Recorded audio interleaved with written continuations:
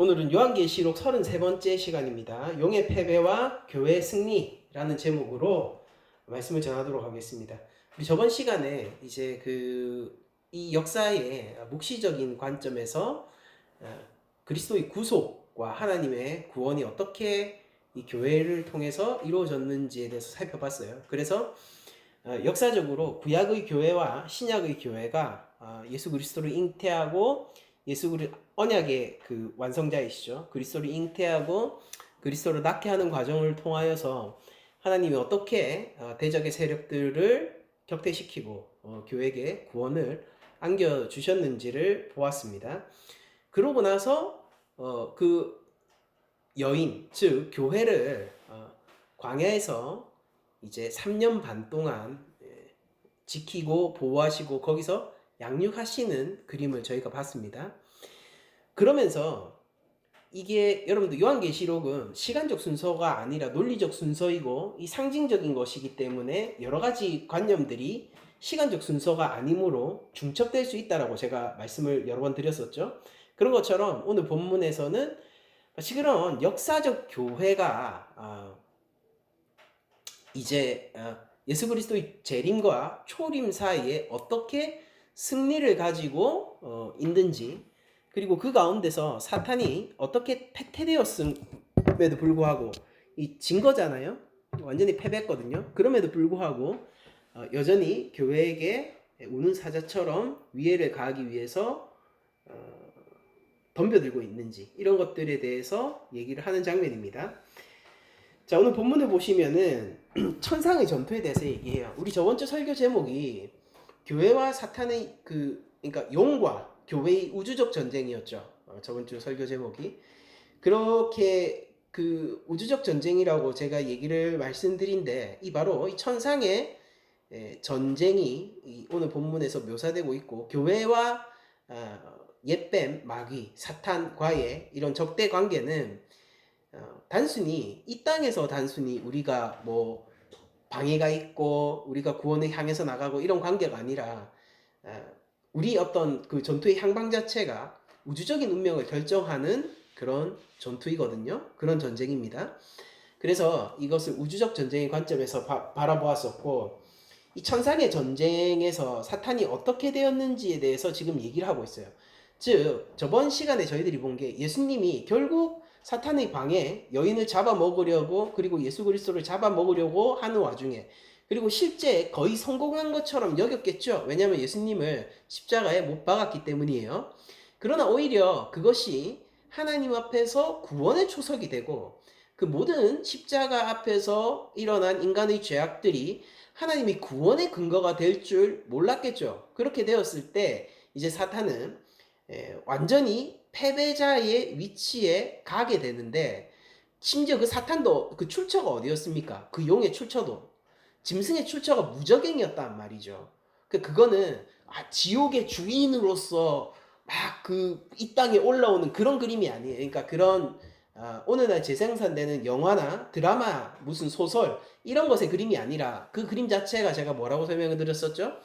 그것 자체가 감옥에 갇혀 있다가 잠시 풀려난 범죄자처럼 그 근원과 출처가 무적행이므로 결국 어떻게 될 겁니까? 무적행에 다시 돌아가게 될 패배자, 이미 패배자의 운명, 패배에서 태어나 죽음과 사망에서 태어나 결국 죽음과 사망으로 돌아가게 될 그 용의 속성을 보여주는 것, 그 짐승의 속성을 보여주는 게 바로 무적행에서 올라오는 거라고 얘기를 했었죠. 이제 그게, 그러면 그 용이 왜 무적행에 떨어졌는가에 대해서 마치 또 한 번 상수라듯이 오늘 본문이 시작되는데, 그 이유가 하늘의 전쟁이라고 얘기를 하고 있는 거예요.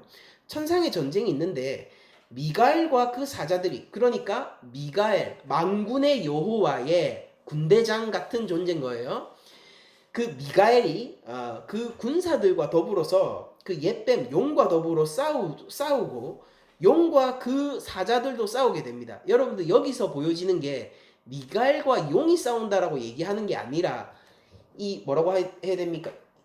이 공동체와 공동체, 그룹과 그룹, 권세와 권세, 집단과 집단이 싸우는 걸로 묘사되죠.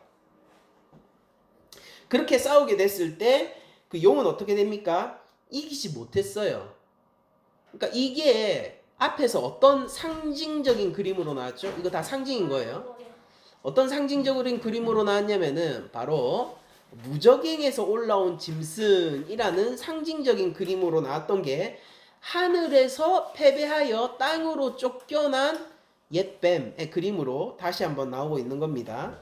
자, 용이 미가엘의 군대와 용의 군대가 싸워서 이제 이기지 못한 거예요. 그래서 하늘에 그들이 있을 곳을 얻지 못했습니다. 그러니까 천상에서 쫓겨난 존재라는 거를 보여주고 있고, 그 정체를 구자행에서 뭐라고 하냐면은 그 큰 용이라는 게 실제 드래곤 용이 아니라 옛뱀 곧 마귀라고도 하고 사탄이라고도 한다라고 하면서 이것이 상징에서 어떠한 의미를 가진 상징인지를 직접 풀어주고 있는 장면이 있습니다. 그래서 그 용은 사탄이고 가히 온 천하를 깨는 자였고, 그리고 그가 땅으로 내어 쫓길 때에 중요한 게 뭐예요? 용만 떼어 쫓긴 게 아니죠. 그의 합한 공동체, 그에게 속한 그룹도 함께 땅에 내쫓기게 됐다고요. 여러분들 이 구도에서 벌써 보여지는 게 뭐냐면은 미가엘의 공동체에 들어갈 것인가? 이것은 곧 하나님 공동체거든요. 하나님 공동체에 들어갈 것인가? 사탄의 공동체에 들어갈 것인가? 라고 하는 것은 그 대표성의 원리에 따라서 하나님의 공동체에 들어가면은 하나님이 이기시면은 함께 승리를 맛보게 될 거고, 패배하면은 함께 절망을 맛보게 될 거고, 그리고 또한 미갈도 무엇입니까? 사탄도 무엇입니까? 사탄도 그 공동체에 속하게 되면은 내가 어떻든지 상관없이 사탄의 승리와 패배 여부에 따라서 그 기쁨과 절망을 함께 누리게 될 거라는 걸 지금 암시해주고 있죠. 그러니까 우리가 하나님의 백성이다 라고 얘기하는 거는요, 우리가 하나님의 백성으로서 어떻게 한다가 아니라 하나님이 승리하셨을 때에 함께 누릴 것인가의 문제라는 거죠. 하나님이 이기시면은, 즉 우리가 그리스도 공동체라면은, 그리스도에 속한 그런 군대라면은 주님이 이겼을 때에 우리들이 그 승리를 함께 누릴 것인가 아닌가의 문제라는 겁니다. 자, 그러면은 이 용의 패배가, 사탄의 패배가 어떻게 이루어졌느냐? 우리가 앞전 구절들을 보면 알 수 있죠. 그게 뭐예요? 약속한 그 아담과 하와에게 여인의 후손이 와서 뱀의 머리를 밟을 거라고 했죠. 여기 큰 뱀이 나오죠. 옛뱀 용이 나오죠. 그 머리를 밟게 되는 게 여인의 후손이었고, 우리가 저번 시간에 봤던 게 그 아이를 잉태한 여인이 장차 만국을 철장으로 다스리게 될 그리스도였죠. 그래서 이걸 태어나지 못하게 하려고 했지만 하나님의 언약이 성취되고 예수 그리스도가 태어남으로 말미암아 옛뱀의, 즉 사단의 패배가 확정적으로 결정되게 되었죠. 이게 천상의 지금 그 전투로 묘사되고 있는 거잖아요. 맞죠? 상징적인 그림이라는 걸 생각하셔야 돼요. 예수님의 전투는 어디서 벌어졌습니까? 골고다 언덕이죠. 맞죠? 그러니까 우리 역사 가운데 있었던 일이에요. 그런데 그 의미를 상징적으로 보여줄 때 이 천상의 전투로 보여주고 있고, 우리는 이것에 대해서 얼마만큼 문자적으로 받아야 될지 알지 못합니다. 실제 천상의 전투가 있었는지 아닌지에 대해서 알지 못하고, 어쨌든 간에 이게 드러내는 게 뭐냐면은, 그랬을 수도 있고 아닐 수도 있어요. 어쨌든 간에 근데 이 본문이 드러내는 건 뭐냐면은 그리스도가 이 땅에 오심으로 말미암아, 성육신함으로 말미암아, 십자가에서 죽고 다시 사심으로 말미암아 사탄은 영원히 패하게 되었다를 그림으로 보여주고 있는 거란 말이죠. 그러니까 핵심은 뭡니까? 미가엘의 군대가 용의 군대와 싸워서 이겨서 하늘에서 툭 떨어지게 하는 거. 그 그림이 뭐라고요? 예수님이 승리하셨다. 이거를 보여주고 있는 거라고요. 사탄이 그 하늘에서 떨어지는 것을 본 자들이, 그러니까 보았다라고 예수님이 증언하는 사건이 우리 누가복음에서도 나오죠. 70인의 제자들을 보내고 나서 그들이 예수 그리스도의 명령을 따라서 사역을 성공적으로 하고 돌아왔을 때, 그들이 기쁨에 차 있을 때에 그들한테 이렇게 얘기하는 거, 주님의 이름으로 명령하였더니 아픈 자가 낫고 귀신 들린 자가 떠나가고 그런 일들이 일어나더이다 라고 하니까 예수님이 이렇게 말씀하셨죠. 나도 안다. 왜냐하면 내가 사탄이 하늘에서 번개처럼 떨어지는 걸 봤기 때문이다 라고 얘기하면서 지금 이 땅에서 하나님 말씀의 왕성함, 하나님 나라에 세워진 그리스도의 권세가 드러남을 예수님이 뭐라고 했냐면은 사탄이 하늘에서 떨어지는 장면으로 묘사한단 말이죠. 그쵸? 그거는 예전에 옛날 옛적에 루시퍼라는 사탄이 있어가지고 그 사탄이 하나님의 뭐 무슨 음악을 관리하는 천사장이었는데, 그러니까 이 다 옛 이야기인 거예요. 중세 교회에 그런 천사장이었는데 하나님 앞에 반기를 들고 자기가 그 영광을 차지하려고 하다가 쫓겨났다. 그 옛 사건이 있다. 라고 얘기하기에는 예수님이 그때 제자들이 그 자신의 제자적인 활동, 하나님 나라의 복음을 전파하는 활동을 통해서 사탄이 지금 떨어지는 걸 내가 지금 봤다. 그때 봤다라고 예수님이 얘기하시거든요. 그러니까 이런 장면들하고 좀 안 맞죠. 그냥 시간적이고 역사적인 순서에 따라서 이런 장면들이 나오는 거라면은 잘 안 맞잖아요. 그때 가서야 떨어진 게 아니잖아요. 그들의 말에 따르면은. 예수님이 활동을 하고 70인 제자가 활동을 해서야 그때 떨어진 게 아니라 이미 옛날 옛적에 에덴 동산도 있기 전에 그 쫓겨난 천사장이 루시퍼다 이렇게 얘기를 하는 거지 않습니까? 그러니까 우리가 그런 기존의 미디어라든지 아니면은 우리들이 성경을 읽지 않고 성경에 대해서 전착하지 않고 그냥 단순히 소문으로 들었던 이미지들이 요한계시록을 이해하는데 방해를 주게 돼요. 다시 한번 말씀드리지만 이거는 상징으로서 얘기되고 있는 묵시문학입니다. 이걸 잘 이해하셔야 돼요. 그래서 그런 게 실제 역사에서 있었는가 아닌가 그거에 대해서는 우리들이 알 수 없지만 있었을 수도 있고 심지어 있다 해도 없다 해도 아무 문제가 안 되고, 다만 이 그림이 보여주는 건 뭐라고요? 다시 한번 말씀드리지만은 주님의 이 땅에 성육신하시고 십자가에 죽으심과 부활하심으로 말미암아 사탄의 패배는 확정되었다라고 얘기하는 거예요. 그런데 여기서 의문점이 하나 들죠. 왜냐면은 왜 그리스도의 승리를 드러내는 본문인데 왜 미가엘의 군대가 싸워서 승리했는 것으로 요한이 묘사했냐라는 거예요. 이걸 보려면은 다니엘서가 필요하기도 하고, 또 여러분들 이걸 아셔야 돼요. 요한이요. 잘 생각해 보시면은 이 장면을 통해 가지고 분명히 이 앞에는 어떻게 묘사되어 있었습니까? 1절에서 6절까지는 어떻게 묘사되어 있었어요? 그 여인의 아이가 만국으로 철창을 다스리는 그가 이 짐승을 짓밟는 것으로 묘사를 하면서 왜 오늘 본문에서는 미가엘이 이 용을 퇴폐시키고 그들의 천상의 승리와 용의 패배를 확정지는 것처럼 얘기를 하냐면은 이 장면에서 용을 얘기할 때는 예수님하고 같은 급으로 붙여주기가 싫은 겁니다. 오늘날 표현으로 얘기하자면은. 여러분들 생각해 보세요. 지금 이 본문에서 미가엘의 군대와 용의 군대가 붙었죠. 근데 용의 군대가 잽이 됩니까? 안 되죠. 요한이 뭘 얘기하는 거냐면은 주님이 뱀의 머리를 밟으셨는데, 그런데 그 뱀이라고 하는 존재, 옛 뱀, 사단이라고 하는 존재는 주님과 사실 동등한 위치에서 전쟁을 벌이거나 맞짱을 정식으로 뜰 수 있는 존재가 아니라 하나님의 하수인에 불과한 미가엘한테도 철저히 짓밟히는 존재일 뿐이다 라는 걸 보여주고 싶은 거예요. 그럼 이걸 통해서 얘기하고 싶은 게 미가엘의 승리예요? 아니죠. 그리스도의 승리를 보여주는데 압도적인 승리를 보여주고 싶은 거예요. 그러니까 급이 아예 안 맞는다고요.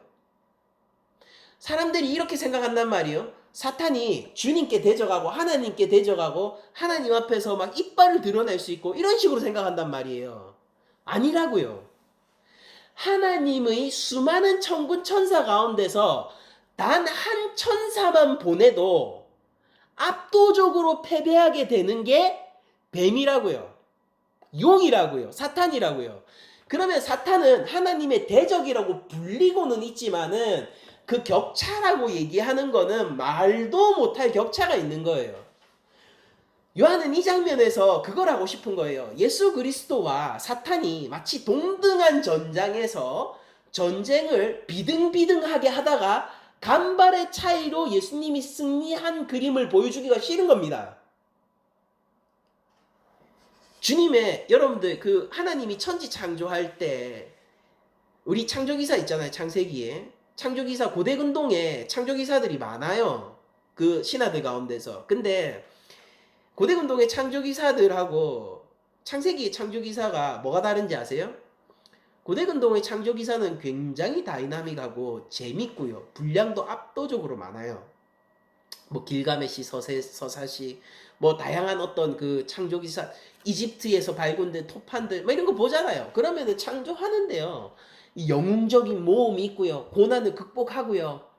여신을 죽여가지고 뭐 그 흘린 피로 강을 만들고 그 시체가 산을 쌓고 땅이 되고 뭐 그래 다이나믹하단 말이에요. 근데 창세기는 어떻게 하는지 아세요? 하나님이 있으라 하면 그냥 있어요. 너무 재미없죠. 재미 하나도 없어요. 그런 이야기가 어딨냐고요. 그런 재미없는 이야기. 아니 제 아들이 밤에 자기 전에 저랑 이야기를 지어내서 얘기를 하는데 제 아들이 지어낸 얘기가 훨씬 재밌어요. 있으라, 있었다. 뭐예요 이게? 근데 그 창조기사가 드러내는 게 뭡니까? 고난을, 역경을 반대자들이 이겨내서 세상을 창조하는 영웅적인 신 아니라는 거예요. 무엇도 앞을 막을 수 없고 그냥 하나님이 창조하시면 있는다라는 거예요. 지금 오늘 요한계시록 본문에서 얘기하는 그리스도의 승리가 뭐냐고요? 이건 미가엘의 승리를 얘기하는 게 아니라 예수 그리스도의 승리를 얘기하는 거예요. 근데 그 예수 그리스도의 승리라는 게 뭐라고요? 예수님이 손가락 하나 까딱할 필요 없어요. 말만 하면 돼요. 미가엘 갔다 와. 그러면 압도적으로 사탄이 발려 있다고요. 속된 말로. 그냥 박살이 나 있다니까요. 천상의 자리가 하나도 없어요. 거기에. 발도 못 붙입니다. 주님께서 어떻게 싸우셨기 때문이에요? 한마디 했어요. 한번 상상해 보세요. 저기서 이빨을 사자처럼 으르렁거리는 사단이 있는데 이렇게 얘기하는 거. 고! 갔다 와. 거기 한번 갔다가 하는 거죠. 그러면 이미 끝나 있다고요. 저쪽 세력은. 그게 그리스도의 승리라는 거예요.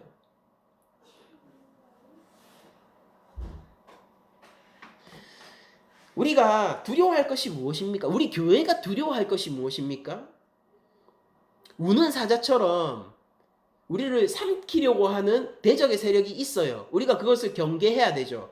그러나 그것 때문에 벌벌 두려워서 떨어야 합니까? 오늘 본문은 그걸 얘기하는 게 아니에요. 주께서 이기셨다는 거예요. 하나님이 승리했다라는 거예요. 근데 그게 곧 교회의 승리라는 겁니다. 근데 그 승리라는 게 어떤 것이죠? 그 격차가 무엇입니까? 미가엘의 군대하고서도 붙어도 그 아예 게임이 안 되게 발리는 게 그냥 한 방에 져버리는 게 이 용에 속한 군대라고요. 그러면은 지금 용이라는 아주 두려운 생명체를 통해 가지고 이 짐승이라는 아주 공격적인 생물을 통해 가지고 사단을 묘사하고 있는데 이렇게 딱 이 장면을 봤을 때 여러분들 드는 생각이 뭐예요? 이거 깡통이죠. 속빈강정이죠. 무적행에서 올라온 용은요, 결국 무적행으로 떨어질 거예요. 권세가 있는 척하고 권세를 누리고 우리의 목숨을 좌지우지할 것처럼 하지만은 속빈 깡통이라고요. 하나님이 고개 한번 까딱하고 손가락질 한번 까딱하면서 갔다 와 하면 끝나는 존재라니까요. 심지어 이미 패배해서 그 옥에 갇혀 있는 상태라니까요. 잠깐 풀려난 거예요. 잠깐 풀려난 거.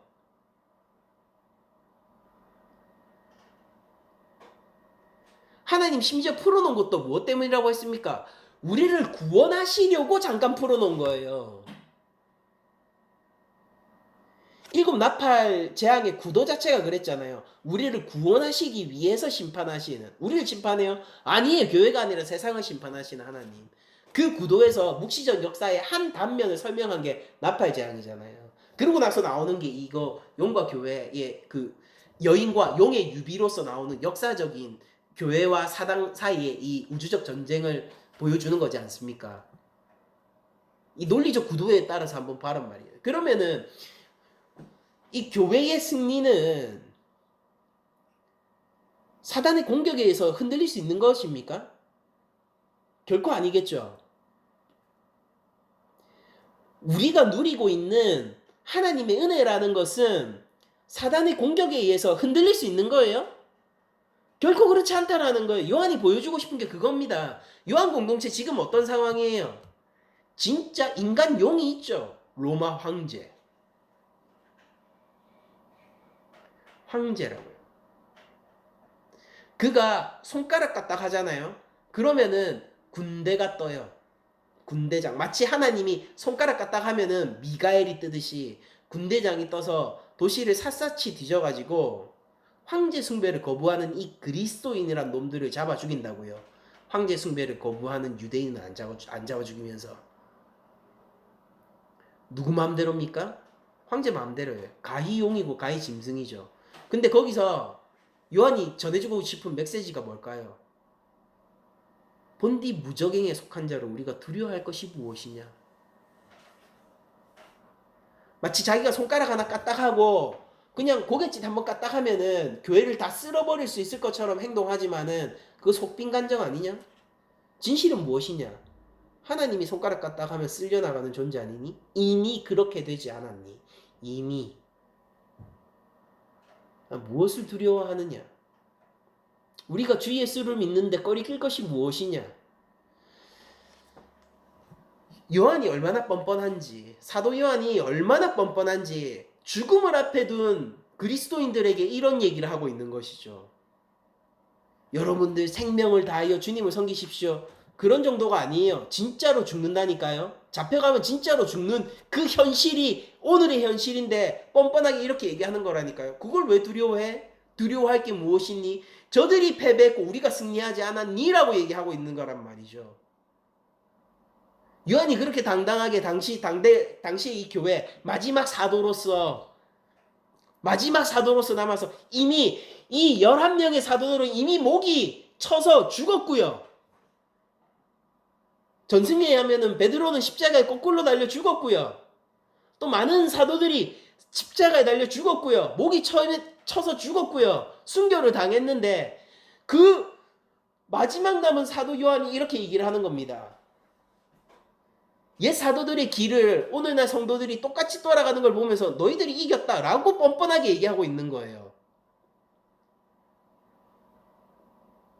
황제가 손가락 까딱하지 않을까 두려워하고 있는 그들에게 하나님이 이긴 거 아니야? 쟤 이미 진 거잖아. 무엇을 두려워하느냐? 무엇을 너희들이 무서워하며 벌벌 떨고 있느냐? 두려워해야 할 것은 우리의 육신을 죽이는 자가 아니라 우리의 영혼까지 죽일 수 있는 바로 그분 아니냐?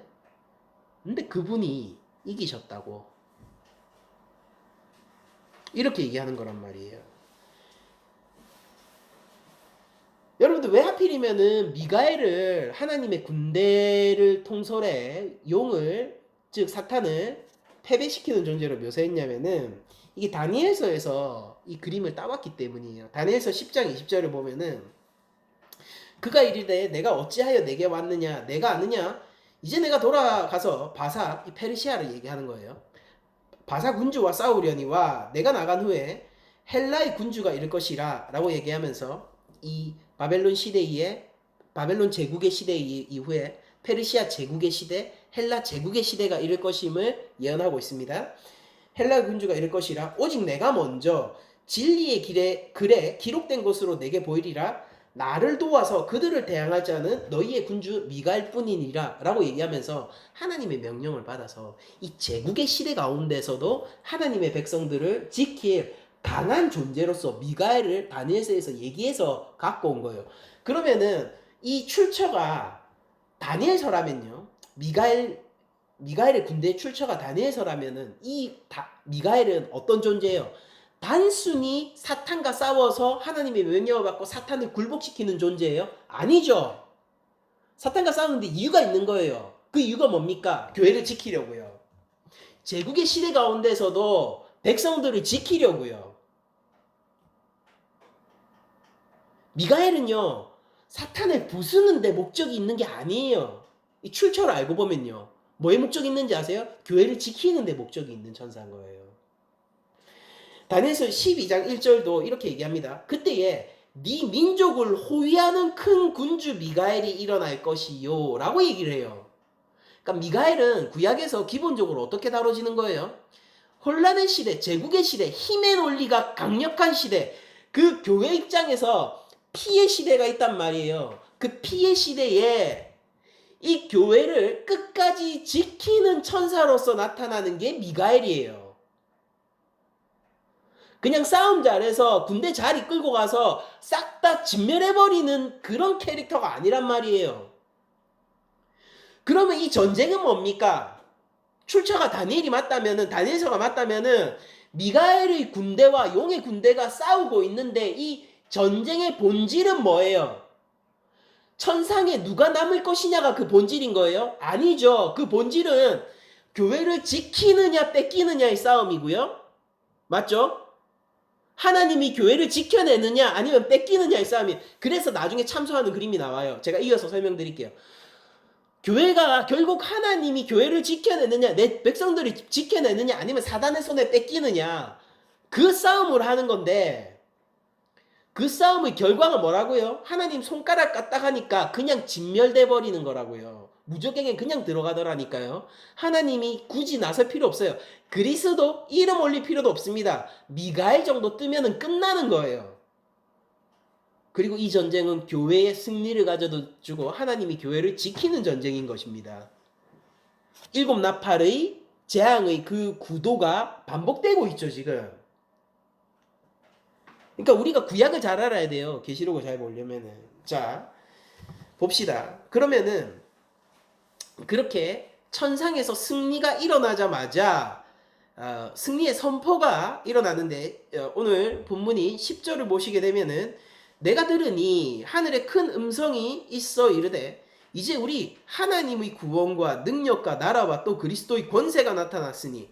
보십시오. 미가엘이 이겼는데 뭐가 나타났어요? 미가엘의 승리예요? 아니죠.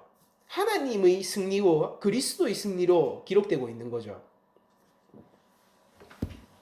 사단은 그냥 급이 안 되는 거예요. 우리 하나님의 구원과 능력과 나라와 하나님의 구원, 하나님의 능력, 하나님의 나라, 그것이 드러났습니다. 드러났다는 게 뭐예요? 사단이 졌다라는 소리예요. 또 그의 그리스도의 권세가 나타났으니 이 권세도 다 뭡니까? 하나님의 구원과 능력과 나라의 권세겠죠. 권세가 나타났으니 우리 형제들을 참소하던 자, 그러니까 앞에서 미가엘하고 전쟁하던 자가 하나님 앞에서 우리를 참소하던 자죠. 미가엘하고 전쟁하는 게 지금 여기서 하나님 앞에서 우리들을, 이 교회를 참소하는 자로 고발하는 자, 재판에 회부하는 거예요. 이 범인이에요. 이거 벌 받아야 돼요. 이렇게 참소하는 자로 지금 변해서 나타나죠. 그러니까 본질상 똑같은 거예요. 참소하던 자, 곧 우리 하나님 앞에서 밤낮 참소하던 자가 쫓겨났고. 그러니까 사단의 전쟁은 뭡니까? 사단이 미가엘과 전쟁했잖아요. 근데 그 전질의 본질이 뭐예요? 지금 요한이 엄청 친절하게 설명해 주는 거예요. 뭐냐면은 전마저거 죄인이라서 심판하셔야 되잖아요. 나를 심판하듯 쟤도 심판돼야 되는 거 아닙니까? 하나님, 제가 심판당하고 제가 무적행으로 들어간다면은 쟤 역시 그런 거 아니에요? 욥기를 생각해 보세요. 욥이 이렇게 얘기하죠. 욥 앞에서 욥기의 이 초반부 1장이 사단이 참소를 시작하죠. 하나님 앞에서 사단이 욥을 고발합니다. 뭐라고 고발하냐면은 하나님이 선언해요. 먼저 욥은 의롭다라고 선언해요. 그러니까 곧 사단이 그 욥을 뺏고 싶은 것처럼 이렇게 얘기하는데, 쟤 있잖아요. 잘해주니까 그렇지. 좀만 좀 뺏어 보세요. 하나님 쟤 바로 배반한다니까요. 쟤는 나 같은 놈이에요. 내가 하나님을 배신했듯이 쟤도 결국 하나님을 배신하는 놈이에요. 하나님 한번 해보세요. 여기서 보여지는 건 뭐냐면은 욥이 누구의 사자가 될 것인가? 오늘 계시록 본문의 언어로 얘기하자면 하나님의 사자들에 속할 것인가? 용의 사자들에 속할 것인가에 그 재판이라는 이 구도를 통해 가지고 그 전쟁이 벌어지고 있죠. 미가엘이 다니엘서에서 어떻게 나왔다고요? 제국의 시대, 피의 시대에서도 하나님의 백성들을 지키는 존재로 나왔죠. 사단이 뭐를 한다고요? 사단이 제국의 힘을 부릴 때, 그리고 사단이 피의 힘으로 교회를 공격할 때 결국 그 본질이 뭐겠습니까? 하나님 앞에서 참소하는 거예요. 하나님, 쟤 안 되는 놈이잖아요. 아니, 제가 심판받을 것 같으면 쟤도 심판받아야 되는 거 아닙니까? 손에서 놓으세요. 손에서 놓으세요. 그 눈길을 거두세요. 당신의 공의로 짓밟아 버리세요. 당신은 높으신 하나님이시니까요. 당신은 영광스럽고 거룩하신 하나님이니까요. 당신의 거룩으로 태워버리세요. 이게 바로 사단의 전쟁의 본질이란 말이죠. 근데 그때 구원의 자격이 없는 것 같은 교회, 사단과 같이 무적행에 끌려 들어가야 할 것 같은 교회, 그 교회를 향하여서 그리스도가 하나 되시고 승리하심으로 말미암아 사돈의 참소는 힘을 잃어버렸습니다. 그리고 교회는 승리하게 된 거예요. 이제 참소하는 자가 누가 있습니까? 없어요. 왜요? 주께서 교회와 하나 되심으로 심판을 받으셨거든요. 누가 하나님 앞에서 구원의 자격을 논하면서 교회를 위협합니까? 그것을 의심하는 것은 안타깝지만 교회밖에 없어요. 우리들은 우리 스스로를 바라보면서 이렇게 얘기하죠. 나는 구원의 자격이 없어. 나는 사단과 같이 무적행에 들어갈 뿐이야. 나는 결국 하나님 앞에서 서지 못할 더러운 죄인일 뿐이야. 여러분들, 우리가 그렇게 얘기할 때마다 그리스도의 십자가 권세와 능력이 나타났다라고 오늘 본문은 찬양하고 있는데, 그 찬양에 대해서 반기를 드는 꼴이 되는 거예요. 천상의 찬양이 뭡니까? 우리 하나님의 구원과 능력과 나라와 또 그의 그리스도의 권세가 나타났다, 이렇게 얘기하는데, 우리가 스스로 그 혜택을 보고 있으면서 우리가 그리스도에 속한 교회면서 스스로 이렇게 얘기하는 거죠. 아니, 잠깐. 그 찬양에 100% 동의하지 못하겠어. 누가 하나님이 구원하셨다고 하는데 잠깐이라고 외칩니까? 사단 위에 누가 있습니까? 심지어 그 밤낮 참소하던 자는 이미 하나님 앞에서 자격을 잃고 쫓겨났고요. 참소조차 못해요. 이제 무슨 말인지 아시겠어요? 참소조차 못한다고요. 욥기 때 욥은 사단이 참소라도 하죠. 물론 효력이 없습니다. 욥기의 마지막이 어떻게 끝나요? 하나님이 욥을 축복해버리면서 끝나죠. 웃긴 일이에요. 아브라함이 자기 마누라 팔아먹었는데, 애굽의 왕 앞에서 자기 마누라 팔아먹었는데 누가 참소당한 것처럼 됐습니까? 원래 참소 누가 당해야 돼요? 아브라함이 참소당해야 되죠. 근데 끝에 나가니까 어떻게 됩니까? 마치 애굽 왕이 참소당한 것 같고 아브라함은 그냥 복 받고 끝나버리잖아요. 불공정한 이 이야기. 그게 은혜인 거예요. 그때는 참소라도 했지. 욥이 있을 때는 참소라도 했지. 지금은 어떻다라고 고백하는 거예요. 요한이. 이 지금 사형당하고 있는 공동체, 로마의 국가 권력 앞에 있는 공동체에게 지금 어제 내 아버지를 잃었고 오늘 내 형제를 잃어가고 내일은 또 내 자매를 잃어야 하는 이 공동체에게 뭐라고 얘기하는 거예요? 사단은 참소조차 못한다라고 얘기하는 거예요.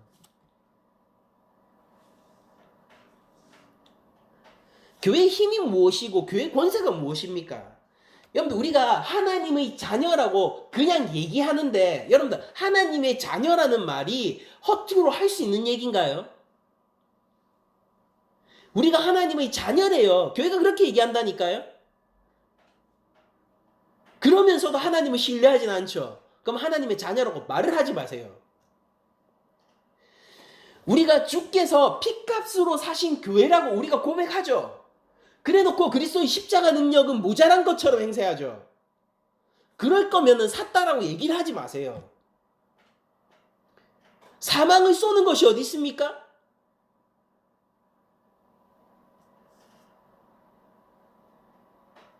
우리를 참소하던 대적은 어디 있습니까? 그가 우리가 여전히 하나님 앞에서 하나님을 설득시키기 위해서 입을 놀리고 있나요? 그는 땅으로 쫓겨났어요. 발언의 기회조차 없어요, 여러분. 욥기의 구도가 요한계시록에서 반복되어 있는 게 아니라 욥기의 구도는요, 요한계시록에서 완성됐고 동시에 소멸되었어요. 말조차 못 꺼냅니다. 왠지 아세요? 왠지 아세요? 우리 교회가 왜 이렇게 압도적으로 승리했는지 아세요? 주께서 이기셨으니까.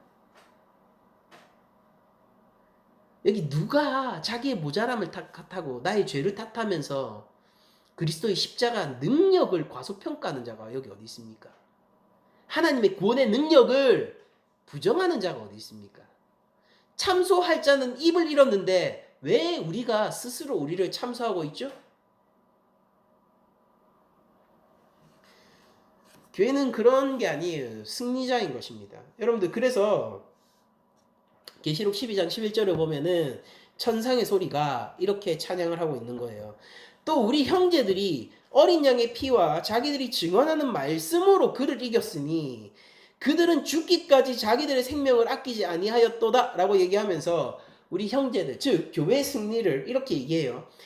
어린 양의 피와 자기들이 증언하는 말씀, 즉 예수 그리스도의 십자가 대속, 그 구원과 그 보혈과 하나님의 말씀으로 말미암아 사탄을 이겼대요. 그래서 이미 이겼기 때문에 죽어서도 승리했다라고 얘기를 하는 겁니다. 여러분들 12장 11절에 나오는 사람들은요, 그냥 단순히 예수님을 믿는 사람을 얘기하는 게 아니라 순교자들을 얘기하고 있죠. 왜냐하면 여기에 나와 있는 사람들은 죽기까지 자기들의 생명을 아끼지 아니하였기 때문이에요. 요한 입장에서는 자기보다 더 먼저 간 자신의 형제와 더 같은 그 사도들일 것이고, 예수님의 제자 생활하면서 함께 동고동락했던 그 사람들일 것이고, 지금 내가 목회하면서 내가 그들을 위해서 기도하고 그들을 위해서 무언가 한 말씀, 설교라도 한 말씀 하고 싶은데 유배되어서 얼굴도 볼 수 없고 손조차 맞잡을 수도 없고, 그러나 로마의 광풍, 그 군사의 광풍, 그 황제의 광풍 속에 버려져 있는 이 공동체를 보면서 그들을 생각하며 너희가 승리자다라고 얘기를 하고 있는 거예요. 왜냐하면은 너희들이 그리스도의 보혈이 무엇이며 십자가 죽음으로 말미암아 죽음을 이긴 게 그리스도의 보혈 아니냐? 하나님의 말씀이 무엇이냐? 그것을 증언하고 그것을 지킴으로 말미암아 너희가 죽기까지 자기 생명을 아끼지 아니하였으니, 또 한편으로는 이건 뭘 얘기하는 거예요? 너네 죽기까지 충성하라 라고 얘기하는 거예요. 이미 먼저 순교당한 그 영혼들의 승리를 선언함으로 말미암아 이 요한 공동체, 즉 초대교회를 요한은 믿음 가운데서 지키려고 하고 있단 말이에요. 여기에서 요한은 이렇게 얘기하는 거죠. 순교자는 결코 죽지 않은 승리자다, 이렇게 얘기하는 거죠. 재밌지 않아요? 이 형용 모순이잖아요. 순교자는 죽었다는 뜻이잖아요. 근데 그들은 결코 죽지 않는 승리자래요.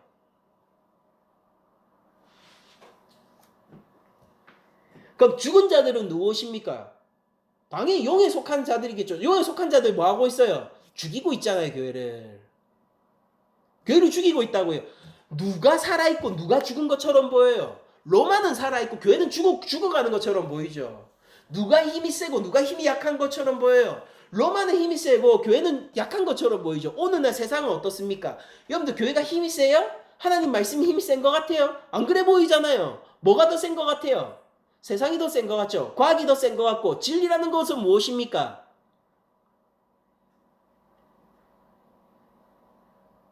우리의 삶의 문제를 해결하는 건 돈 아니에요?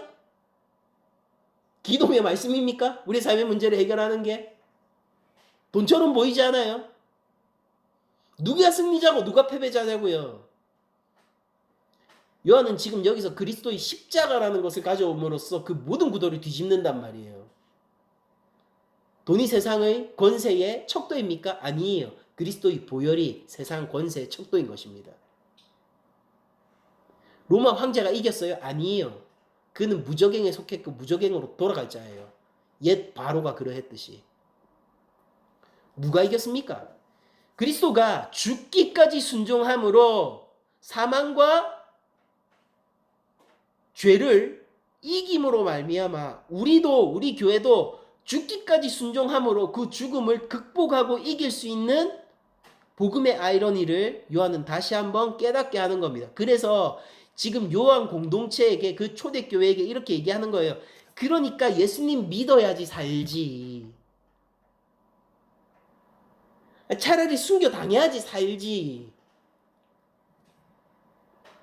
이 신비를 아는 사람이 누가 있냐고요.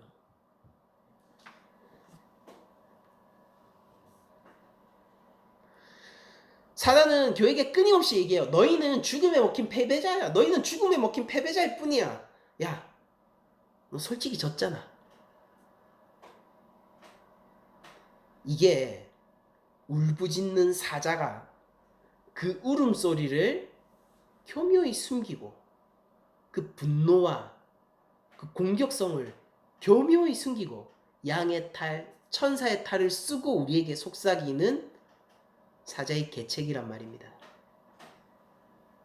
솔직히 졌잖아. 맞잖아. 그러니까 어떻게 해야 되겠어. 내가 너를 생각해서 하는 말인데 더 열심히 더 정결하게 네 의를 쌓아가야 되지 않겠니? 바리새인이 그렇게 했을 때 예수님은 그들을 회칠한 무덤이라고 불렀어요. 무덤은 죽음이 있는 곳이에요. 시체가 있는 곳입니다. 생명을 생산하는 게 아니에요. 예쁘냐 아니냐? No. 생명이 있느냐 없느냐? 무엇이 생명을 가져다 줍니까? 요한은 순교가 생명을 가져다 준답니다. 우리의 삶을 하나님께 놓고 그리스도의 증거와 하나님 말씀 앞에 놓게 되었을 때, 우리의 삶 전체를, 우리의 생명을 그렇게 놓게 되었을 때 요한의 이 복음의 아이러니는 우리 삶도 관통하는 핵심 진리가 되는 것입니다. 뭐가 우리를 살게 하죠? 내가 죽고 주 예수 그리스도만으로 사는 게 우리를 살게 하는 거라고요. 내가 죽는 게 사는 거라고요. 그래서 요한은 이렇게 얘기합니다. 그러므로 하늘과 그 가운데 거하는 자들은 즐거워하라. 근데 성경을 보면은 항상 기뻐하라, 범사에 감사하라 이렇게 얘기하죠. 그래서 사람들이 항상 기뻐하기 위해서, 항상 감사하기 위해서 감사 노트를 쓰기도 하고 기뻐하는 연습을 하기도 하고 훈련하기도 하고 그렇습니다. 근데 오늘 본문 보니까 즐거워하고 기뻐해야 되는 근거가 뭐예요? 일상의 작은 것 때문에 즐거워하는 거예요, 우리가? 일상의 조그만 것에서도 행복을 찾을 수 있는 여유가 있기 때문에 우리가 범사에 즐거워하는 겁니까? 어떤 걸 생각을 좀 바꿔보니까 이게 원래는 안 좋은 건 줄 알았는데 생각을 한번 바꿔보니까 하나님이 이 고난을 통해서 나를 성장시켜 주는 거니까 그 부분은 감사하구나 라고 생각의 전환을 이뤄내서 우리가 감사하는 자들이라고 적어놨어요? 아니죠. 흔들리지 않는 구원이 임했으니 감사하라는 거잖아요. 참소하는 입이 없다고요 이제. 그러니까 너희들이 즐거워하라고 하는 거 아닙니까? 이전에 사망과 죄가 너희를 쏘아먹는 정갈처럼 너희를 노리고 있던 상태에서 이제 하나님 앞에서 너희를 참소하는 자가 어디 있느냐? 미가엘의 군대가 그냥 쓸어버리지 않았느냐? 하나님은 손가락 까딱 하지 않고 그냥 고갯짓 한번 하고 갔다 와 했더니 다 진멸되지 않았느냐? 그들이 하나님 앞에 있는 천상에 누가 있느냐? 그들이 전부 땅에 떨어지지 않았느냐? 그들은 본디 무적행에 속했고 미래의 무적행으로 돌아갈 자들 아니냐? 무엇이 하나님의 은혜와 구원을 막았느냐? 예수 그리스도의 십자가 승리가 어떻게 변질되느냐? 근데 그 그리스도의 승리가 너희의 승리가 되지 않았느냐? 그러니까 즐거워하라는 거예요. 이 영원히 변하지 않는 사실 가운데서요. 생각의 전환, 발상의 전환이 일어나서 우리가 즐거워해야 되고 감사해야 되는 거면요. 우리들은 복음에 아직 진수의 한참 밖에서 그냥 복음을 바라보고 있을 뿐인 거예요. 복음에 참여한 자가 돼야 될 거 아닙니까? 복음에 참여한 자가요. 밖에서 복음을 보면서 아, 감사한 삶이 저기는 있대. 그러니까 복음에 참여는 안 하고 그 밖에서 이야, 생각을 바꿔보면 감사하게 될 거야. 아니라고요. 그건 범사에 감사할 수 없어요. 많은 부분 감사할 수는 있겠죠. 범사에 감사할 수는 없을 거예요. 뭘 해야 되는 거예요? 복음에 참여한 자들이 돼야 되는 겁니다. 복음에 참여하는 방법이 뭐 있어요? 위에 나오네요. 죽기 생명을 걸라고요. 주님이 우리를 위하여서 죽으셨으므로 맞죠? 이게 먼저죠. 피 흘린 어린 양이 먼저란 말이에요. 주께서 우리의 죄를 위하여 십자가에 달려 죽으시고 사흘 만에 부활하셨으므로 우리도 이제 그리스도를 따라 내가 하면 하나님이 주는 거 아니에요. 주께서 나에게 그리 하셨으므로 나도 그리스도를 따라 이제 내가 죽고 그리스도로 살아가는 삶을 사는 게 이게 뭡니까? 우리에게 주는 즐거워하고 감사하는 삶의 근거가 되는 거라고요. 훈련하면 감사해집니까? 여러분들 훈련하다가 감사를 어느 정도 끌어올렸는데 여러분들 삶이 격변하면 어떻게 됩니까? 우울증 안 걸릴 것 같아요? 과거에 우울증이 걸려본 사람으로서 제가 경험 삼아 한마디 하자면은 여러분들 불가항력적이에요. 진짜로 그냥 그렇게 되잖아요. 그럼 인간의 힘으로 막을 수 없는 게 있다니까요, 정말로. 그럼 그때가 되면은 자책할 거예요? 아니에요. 그 가운데에서도 내 인생이 박살났는데도 흔들리지 않는 그리스도의 보혈과 힘으로 말미암아 우리는 기뻐하는 겁니다. 우리 인생이 박살나도 초대교회의 성도들만큼 박살나진 않았잖아요.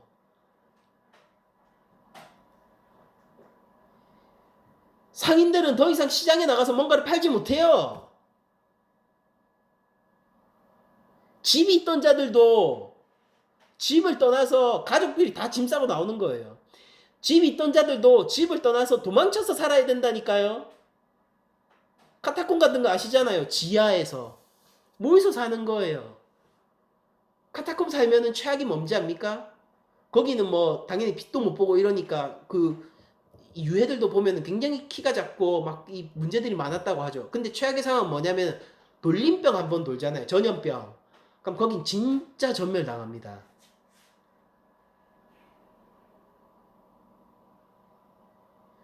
근데 그런 상황에서도 그리스도의 승리가 흔들리지 않으므로 기뻐할 수 있다고요.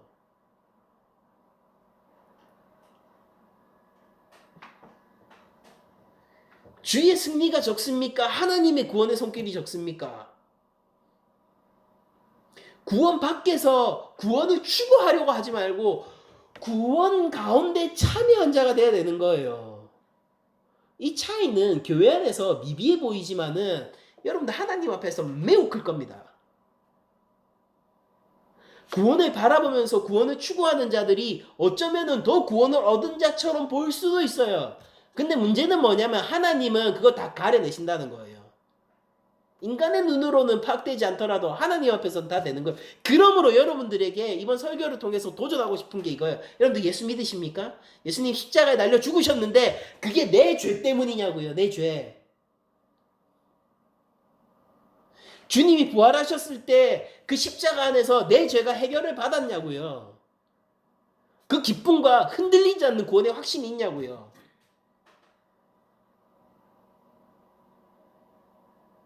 이게 확정돼야 되는 거예요. 그리고 나서 요한이 하는 마지막 말을 보죠. 마지막 구절입니다. 그러나 땅과 바다는 화 있을진저 이는 마귀가 자기 때가 얼마 남지 않은 줄 알므로 크게 분내어 너희에게 내려갔음이라 하더라. 여러분들 그러니까 요한은 이렇게 얘기하는 거예요. 너희들이 지금 국가의 박해를 받고 있고 너희들이 불법을 하나도 저지르지 않았는데도 사형을 당하고 있잖아. 그 왜 그런지 알아? 사탄이 마지막 발악하고 있어서 그래.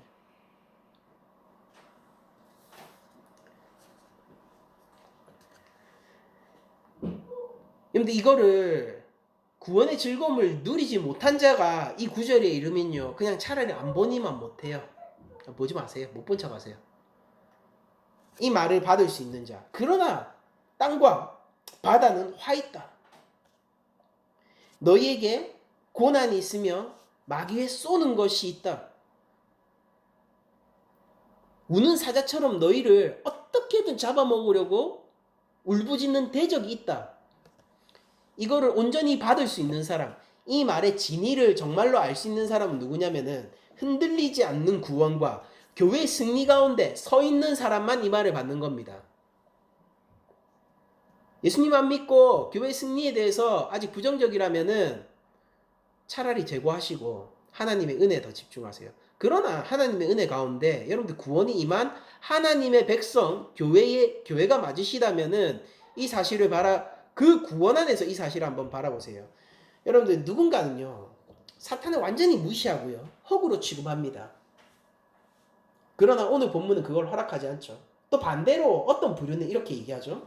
사탄을 두려워하고 벌벌벌 떨면서 진짜 우리를 언제라도 채갈 수 있는 것처럼 행동해요.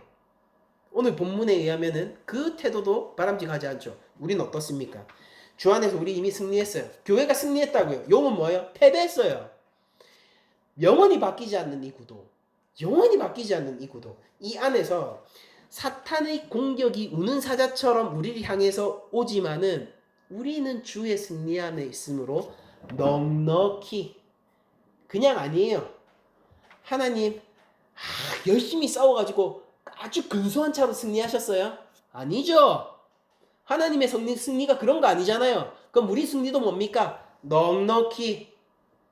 하나님 천지 창조하실 때 막 영웅적인 면모를 보여가지고 뭔가 고난을 극복하고 세상을 창조하기 위한 여러 가지 그 역경들을 다 넘으셔서 세상을 창조했나요? 아니에요. 그냥 말씀으로 비차 있어라 있는 거예요. 넉넉히. 우리의 승리는 뭡니까? 우리의 승리는 매우 넉넉한 거예요. 왜? 그리스도의 승리가 그러함으로. 하나님과 사탄의 대적의 구도, 예수 그리스도와 사탄의 대적의 구도에서 전쟁 상황으로 가잖아요. 그러면은 주님 차례까지 안 오죠. 오늘 본문이 뭐예요? 예수님 차례까지 안 와요. 저기 밑에서 다 정리된다고요. 그것도 비등비등합니까? 아니죠. 저 밑에 선에서 아랫선에서 처리되는데 압도적으로 처리된다고. 심지어 하물며 주 예수 그리스도의 십자가 앞에서 사망이 쏘겠습니까? 마귀가 쏘겠습니까? 우리가 주 안에 있는데 우리가 그 우는 사자들을 넉넉히 이기지 못하겠습니까? 그렇게 말하는 자가 누가 있습니까? 그리스도의 십자가 약합니까? 하나님의 구원의 능력이 약합니까? 우리 교회가 하나님의 자녀가 아니라는 겁니까? 용은 패배했고 교회는 승리했습니다. 여러분들 기억하세요. 용은 패배했고 교회는 승리했어요. 왜? 예수 그리스도가 십자가의 죽음과 부활로 이미 넉넉히 이기셨기 때문이에요. 여러분들 우리는 대적이 있다는 것을 결코 자시하지 않습니다. 그걸 약하게 생각하지 않고 그 공격이 매우 매섭다는 걸 알아요. 우리 스스로는 버틸 수 없다는 것도 알고 있어요. 그렇잖아요. 우리가 그 우는 사자들 앞에 양에 불과한 우리가 어떻게 대적하겠습니까? 그냥 한 방에 죽을 것인가 반항하다가 고통스럽게 죽을 것인가, 그 둘 중에 하나지. 선택권이 어디 있냐고. 뭐 승리라는 선택지 없죠. 그러나 주 안에서는 넉넉히 이기고 또 이기죠. 사탄이 한 길로 왔다가 7길로 도망갈 거예요. 여러분들 한 길로 왔다 7길로 도망가는 게 이런 거예요. 군대가 예전에는 전투를 할 때 이 진영을 가지고 오죠. 진영으로 와요. 근데 전쟁이 끝나고 그 진영이 깨어지고 전쟁에서 패하게 되면 어떻게 되는지 아세요? 진영이 어디 있습니까? 살기 바빠서 여기저기로 흩어져서 도망간다고. 그게 한 길로 왔다가 7길로 흩어져 가는 거예요. 압도적인 패배의 모습, 패잔병의 모습. 주 안에 있을 때, 우리가 예수님의 보혈 가운데 있을 때, 그리스도의 십자가를 믿는 믿음 가운데 있을 때에 우리는 그것 가운데서 늘 즐거워하며 하나님께 찬양하며 이미 임한 하나님의 구원 가운데 다시 오실 예수 그리스도를 기다리며 모든 시험과 사탄의 대적을 넉넉히 이길 겁니다. 우리를 향해서 속삭인다고 속삭이라 하세요. 겉봐 하나님보다 돈이 더 세지. 얘기하라 하라고요. 야, 생각해 봐봐. 불공평하지 않아? 똑같이 하나님 믿는데 죄는 잘 되는데 왜 너는 그래? 얘기하라 하라고요.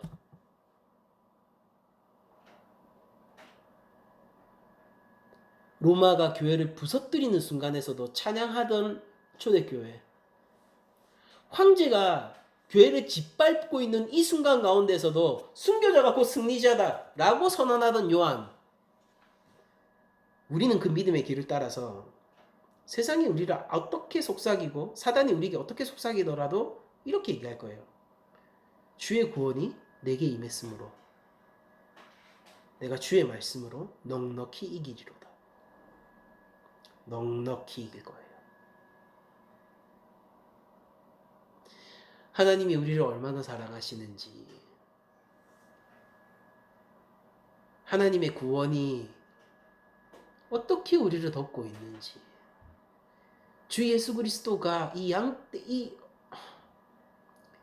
제각기 그냥 자기 갈 길로만 가는 이 양들을 어찌 사랑해 주시는지, 그 사랑과 은혜 가운데서 우리 교회는 항상 승리할 겁니다. 우리는 살아서도 이길 것이고 죽어서도 이길 거예요. 순교를 당해도 이길 것이고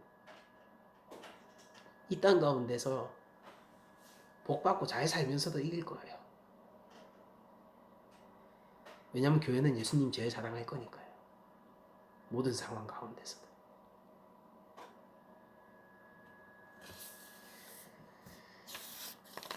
말씀을 마치려고 합니다. 여러분들 한 주간 살아가실 때에 우리가 이겼다는 사실을 진지하게 받아들이세요. 교회가 승리했다. 진짜 좀 진지하게 우리가 받아들이자고요.